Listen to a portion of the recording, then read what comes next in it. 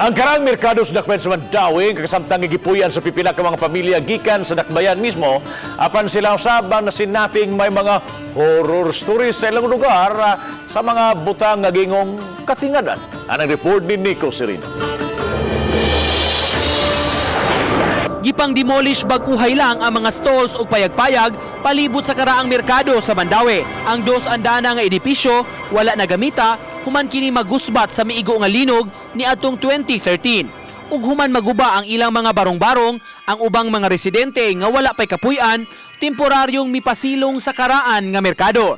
Aminado sila sab may mga katingad-an nga nabantayan sa lugar, sa merkado mismo ug sa palibot ni ini. Hangin kay siya, nami madunggay ba ka lang na sa bata ato. Dahil sa babaw ato. Ang kada na mairo mag-uwang magabi mo, may ako madunggan. Yang kaning uban nga makita ko na sila na magputi. Anak ko na magbarong, ngiglingi, wa na sa kuno, mawagtang. Anak ko nakita nga tiguwang naglingkod. Ito nibalik ko sa agin, hadlok ko. Kinaaman na ka na stage dito sa suhod sa may kapilya. Dito siya naglingkod. Usa sa makapaigking sa mga nanimuyo sa dapit ang giingong pag-uwang sa mga iro, labi na kun lawom na kaayo ang kagabhion.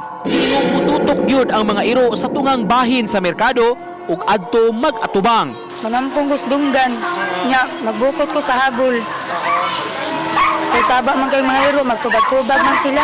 Apan sa iyang bahin matud sa usa ka pari, inay nga mahadlok, mas maayong hingusgan ang pag-ampo alang sab sa kapahulayan sa mga mitaliwa na. Ampo lang yun nato sila, kaya nagpadamdam na sila.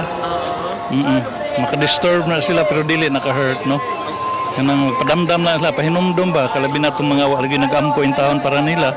Uban ni Marlon Melgazo, Nico Sereno, Balitang Bisdak.